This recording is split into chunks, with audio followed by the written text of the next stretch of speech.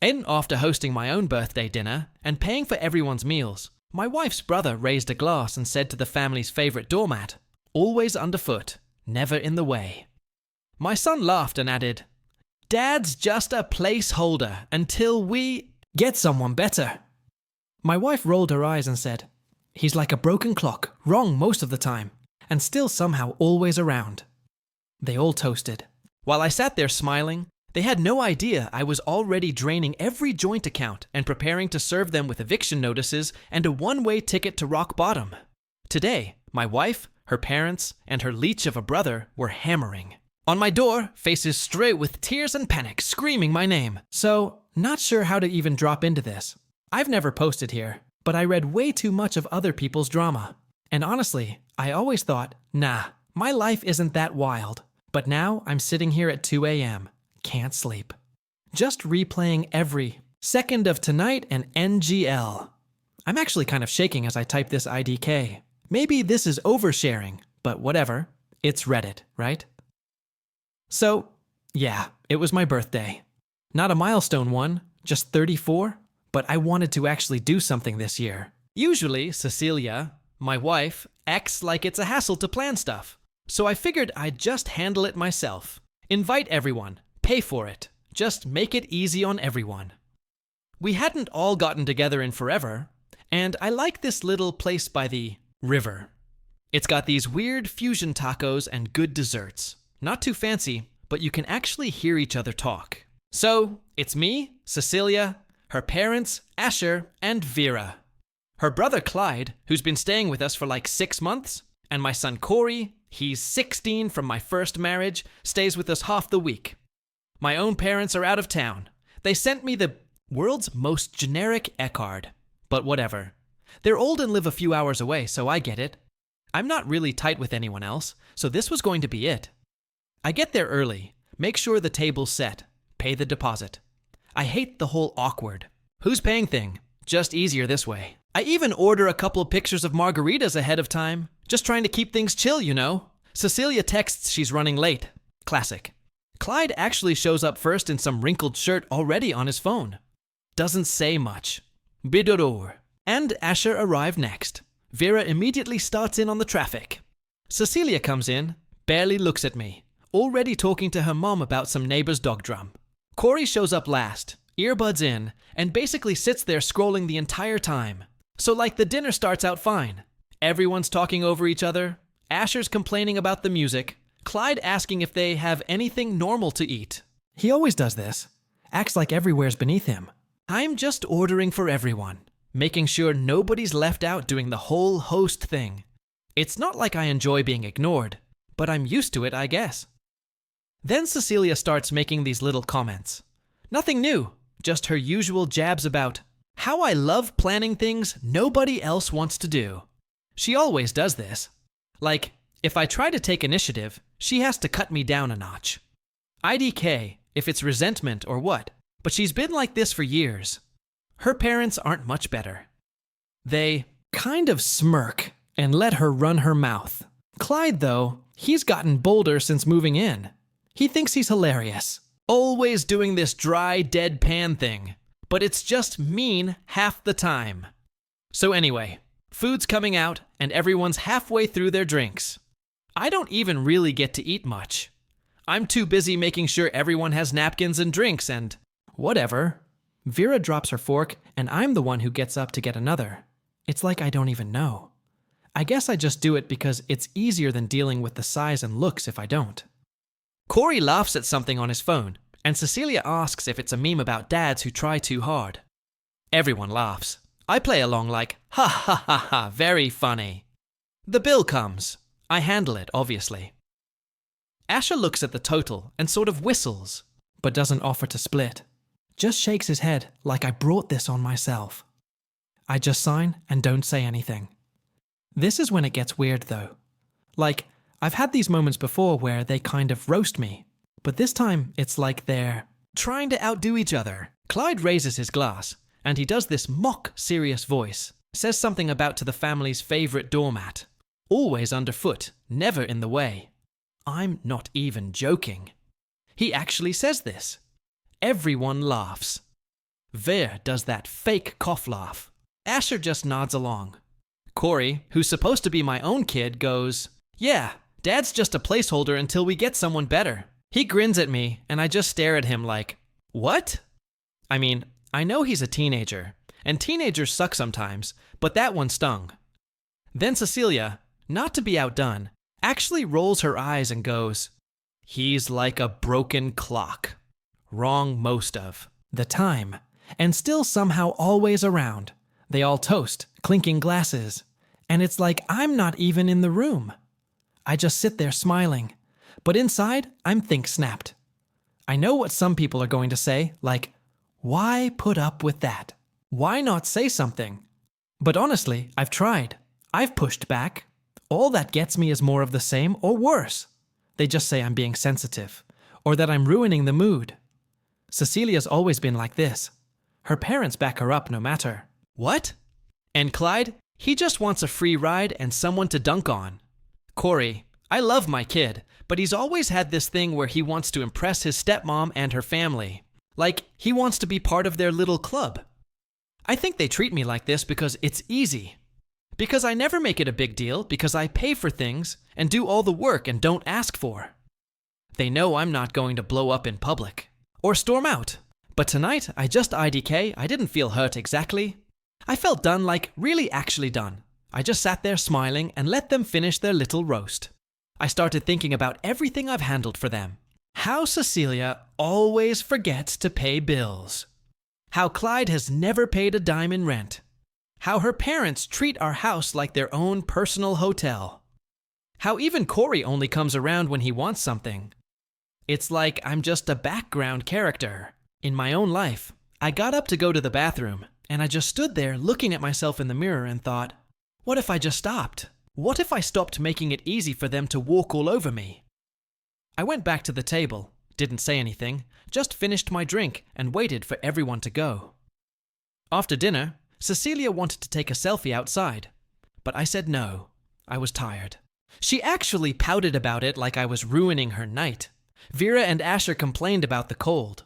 Clyde said he was going to Uber back to our place because he couldn't be bothered to walk. Corey barely said goodbye, just mumbled something, and got in the car with his earbuds in. On the way home, Cecilia went off about how I made it awkward by not playing along, how I was being dramatic. I didn't even respond. She slammed the car door when we got home and stomped upstairs. Clyde was already in our living room, shoes on the couch, watching some show on the big TV. I walked past him. Didn't say a word. I went up to our bedroom, locked the door, and just sat there for a while, scrolling through my phone, looking at our bank app, our mortgage info, all the stuff that's in my name. I don't know what I expected to feel, but all I could think was, if they want to treat me like a doormat, maybe it's time they find out what it's like when the doormat gets pulled out from under them.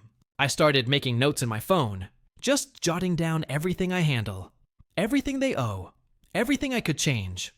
Nothing illegal, nothing wild, just not making it easy. I guess this is where I leave it for now. I'm not sure what happens next, but I'm not just going to sit around and let them laugh at me in my own house on my own birthday. They have no idea what's coming. I'm done being the family joke. Next time they try to toast me, they might want to check whose house they're drinking in. Anyway, sorry for the rant. Might update if anyone's interested. Not sure where this goes, but I'm actually kind of looking forward to it for update 1. Alright, I didn't plan on updating this fast, but NGL everything sped up way more than I expected. Like, I thought I'd have weeks to set up and plan. But the way my family moves, it's like they're allergic to not making me the center of every little meltdown. I'm not even mad anymore, just tired, I guess. Mostly running on spite and black coffee at this point. Lowell. So, after the birthday roast, if you want to call it that, I just started watching for patterns. Cecilia, Clyde, Vera, Asher, even Corey. They all got this thing where they expect me to pick up the slack, fix stuff, pay, drive, handle. It's not even malicious. It's just how it's always been, like I'm the family's default search engine. But after that night, I saw it clearer than ever. Not going to lie, there's something satisfying in just documenting how many fires I put out, For them, daily. I got a whole list in my notes app now. It's funny and depressing at the same time. Like, first weird thing, Cecilia starts asking why I'm so quiet in the usually she's all, "Oh, can you do this? Did you call that? What's for dinner?" But now she's peeking at me over her phone like she can sense I'm not playing along. I just sip my coffee and scroll. Don't even look up. She gets twitchy. She asks if I'm mad. I say I'm just tired. She rolls her eyes and leaves the mug for me to clean. I don't touch it. Clyde is the first to actually get hit by my changes. I log in. Cut his access to the joint card. Don't say a word. He comes storming into the kitchen, waving his phone, saying his card declined at the gas station, and now he's stranded with half a tank and a bag of chips. I say, maybe you need a job. He laughs, but it's that forced laugh, you know? He tries to get in my face. I just step around him. He mutters something about how I'm a control freak, but then he calls Vera to whine. Vera next. She texts me with a wall of question marks because her streaming isn't working. She says she's missing her baking shows, and can I fix it? I say, maybe ask Clyde. She tells me I'm being difficult, says, Asher is upset too. Asher doesn't actually say anything. He just sighs louder than usual and keeps flicking channels on the living room TV, complaining about the news and the thermostat. It's like he thinks if he makes enough noise, I'll just fix stuff to shut him up. Meanwhile, Corey's caught in the middle. He's mad that I won't just hand him cash for random stuff, says he can't buy the new phone case he wants or get snacks after school. I tell him to ask his mom. He says she never answers, that Cecilia just tells him to deal. He stomps off and slams his door. I hear him on the phone later telling someone I'm being weird and won't help anymore. The funny thing is, none of them really talk to each other. They just orbit around me complaining, poking, acting like I'm the one being unreasonable. It's not like I started this to be petty. Okay, maybe a little, but I just want them to sit in it for once. I do my own laundry. I cook for myself. Leave everyone else to figure it out. Cecilia asks, what's up with me making only one sandwich? I say, I'm not hungry. She says she isn't either, but then she texts Vera about how I'm acting off. I start moving my own stuff out of the common area. My laptop, chargers, headphones, anything valuable, all into my room. I change the main Wi-Fi password, set the old one to guest mode. Nobody says anything directly, but Clyde tries to reset the router and blames me when it doesn't work. I tell him to call tech support. He slaps the counter, calls me useless. I dig up all the mortgage and deed paperwork. All in my name. Open a new account. Put everything with my name on it. Start draining the joint savings. Nothing illegal, just moving funds for bills and emergencies, which is true, just not their emergencies. I check the house insurance, utilities, everything. I pay up a couple months ahead on my solo account. I Google eviction stuff just to be sure I don't mess it up. I print out the forms, save them in a folder on my phone and a physical copy too. I even call a notary at the grocery store. Just ask how hard it is to serve notices to people who aren't on the deed. She says it's just paperwork. I say thanks. She shrugs like it's normal. Maybe it is. Cecilia gets more and more pissed. She corners me in the hallway, says I'm making everything harder than it needs to be. Wants to know why I'm acting like a stranger. I tell her I'm just tired. She shoves me. Not even hard, just enough to make her point. I don't move. She says I'm being childish. I tell her, maybe she should try handling things for once. She storms off, slams the bathroom. Later, she texts me from upstairs, says if I don't snap out of it, she's calling her parents to come help. I don't reply. I let the unread badge pile up. Vera and Asher show up the next day. Just walk in like it's their house. Ask what's for lunch. I say nothing. I'm busy. Asher says I'm being disrespectful. Vera tells me I need to apologize to Cecilia. I say maybe they should all apologize to me for once. Vera's jaw drops. Asher just shakes his head and goes out to the porch. Vera slaps the kitchen table and says, I'm ungrateful. I shrug. Clyde goes out that night, comes home late, stinks, of weed and fries, drops his bag in the hallway. I tell him to clean up after himself. He says, "Or what? You going to throw me out?" I say, "Maybe." He gets in my face, tries to chest bump me, shoves my shoulder. I push him back. Not hard, just enough. He calls me a joke. I say, "Just wait." Corey tries to play both sides. He asks if he can stay at his mom's for the weekend. I say, "Sure." He says, "Is something going on? Am I and Cecilia going to split up?" I say, "Ask your stepmom." He looks confused, but doesn't push. He grabs his bag and goes. I keep going. I change the locks on the garage. I start taking pictures of every room, making a file of what belongs to who. I stop answering family group texts. I only talk to people if they're in the room. I start sleeping with my phone and keys on my nightstand. Cecilia tries to snoop. I catch her. She says she's worried I'm up to something. I say, "Maybe you should be." The house feels tense, like everyone's waiting for someone else to crack. But I'm not cracking. I'm just prepping. I even call my dad, tell him I might need to crash at his place if things go wild. He says I'm always welcome. It feels good, honestly. So, now everything's in place. I got the eviction notices printed, all the financials sorted out, bills prepaid in my name only. My stuff packed up in my room just in case. I've stopped making it comfortable for anyone but myself. For once, I'm the one who holds all the cards, and they don't even realize the game's changed. They're still playing like I'm just going to give in and clean up after them like always. They have no idea how close they are to getting the boot. Nangle! It's kind of wild watching it all click together piece by piece. I'm not even nervous, just ready. Next time I post, the hammer's coming down. Update 2. It's wild how you can live with people for years and never see them for what they really are until you stop making life easy for.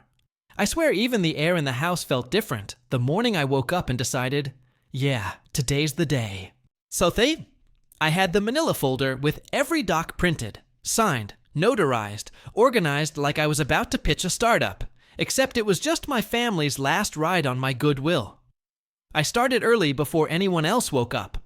I was in the kitchen making coffee, just 1 cup for me, reading through the eviction stuff one last time. Cecilia comes down, yawning, flips the light on, and squints at me.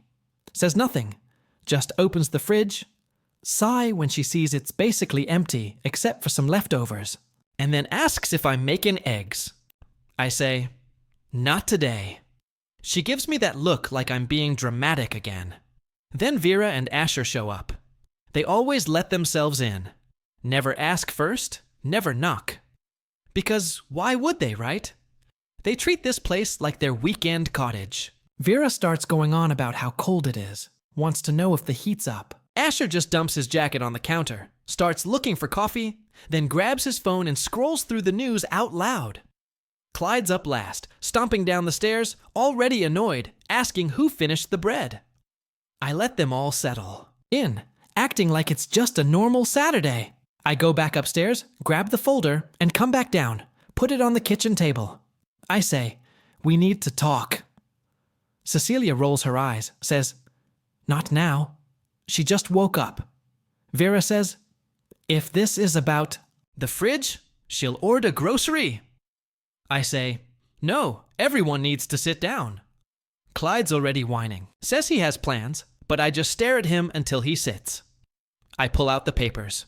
1 for Cecilia, 1 for Clyde, 1 for Vera and Asher. I tell them exactly what it is. Eviction notice 30 days. Everything by the book. No loopholes. The house is in my name.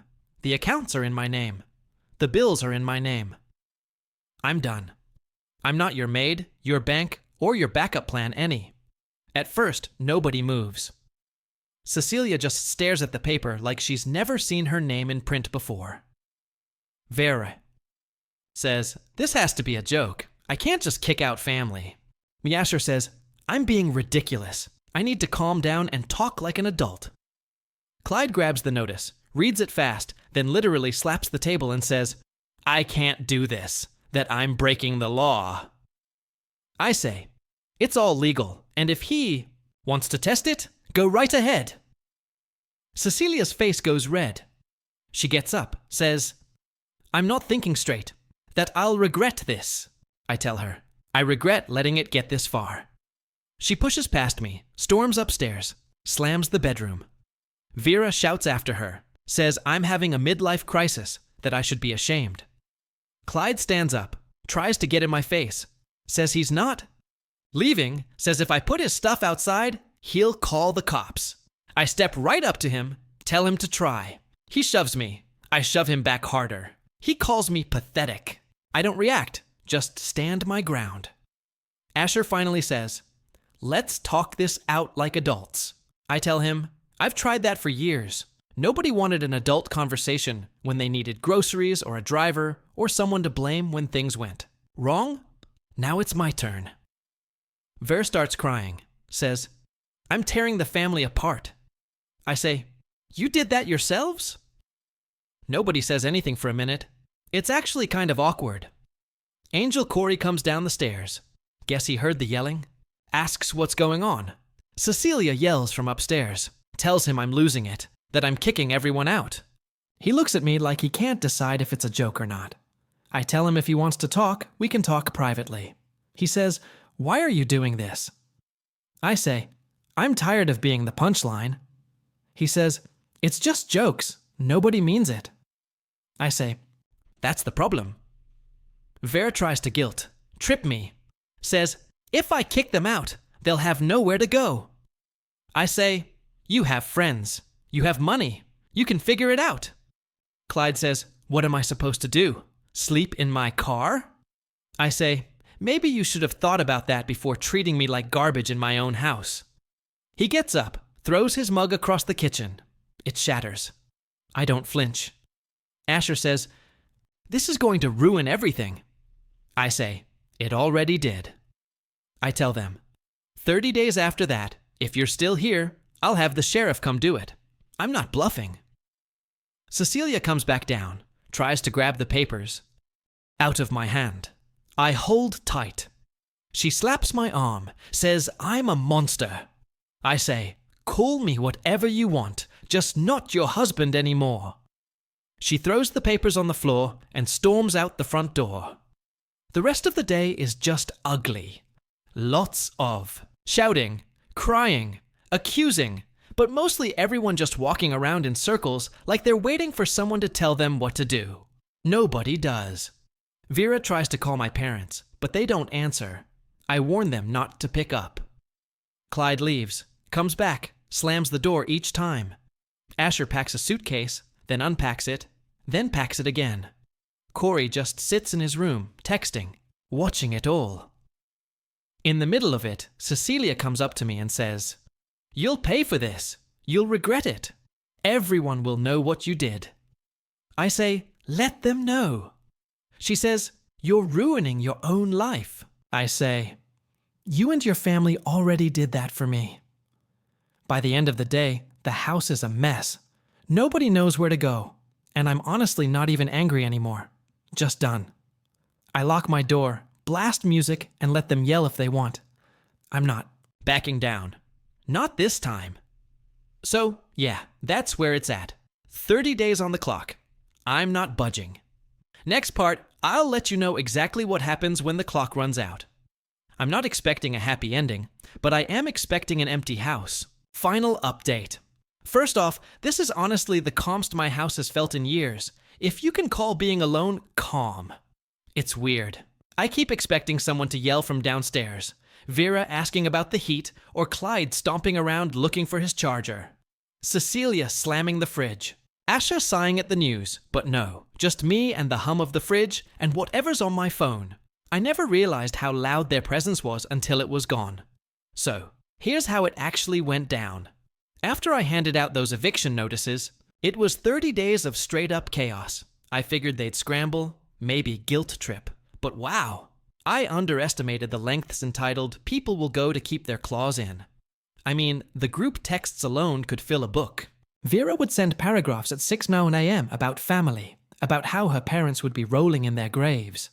Cecilia tried the cold shoulder and the meltdown alternate, like she was switching up tactics to see what would stick.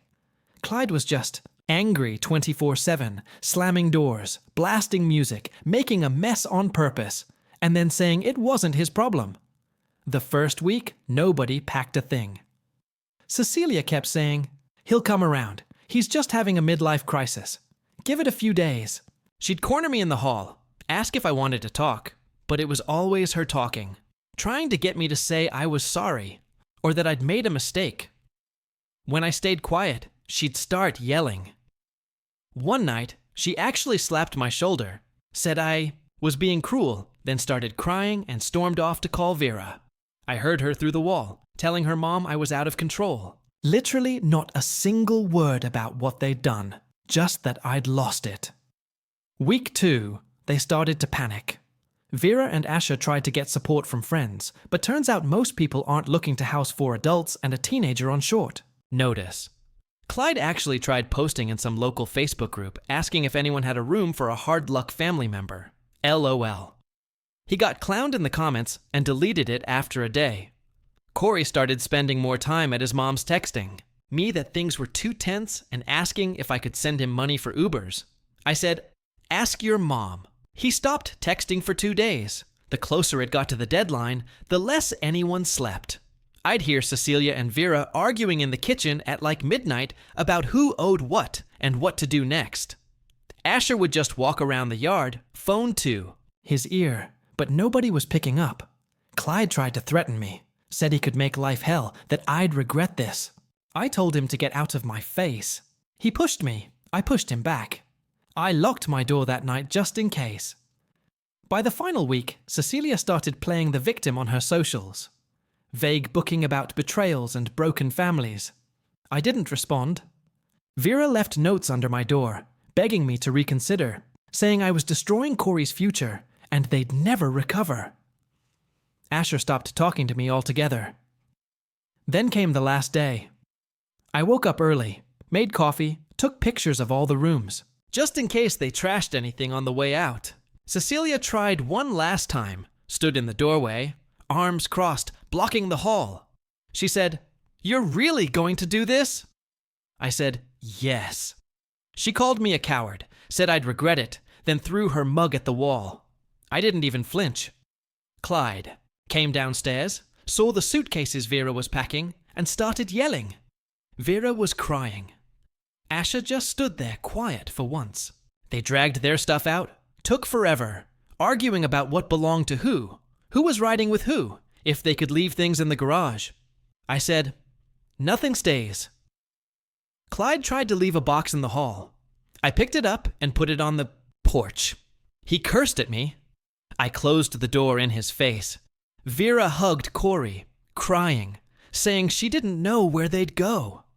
Cecilia got in her car, slammed the door, sped off. Asher didn't even look at me. I watched from the window as they all left. Cars packed, tears and yelling and all. It felt empty, but honestly, not in a bad way. I didn't wave. I didn't cry. I just stood there, finished my coffee, and started cleaning up. The house was a mess. Trash everywhere. Old food in the fridge. Stuff shoved in closets I'd never seen before. Clyde left his gym bag in the laundry room. I put it on the curb. Corey texted me a couple days later, said he needed to talk. I said, "Sure, but I'm not getting dragged into anyone else's drama." He came over, looked around, said the house felt weird. He asked if he could stay.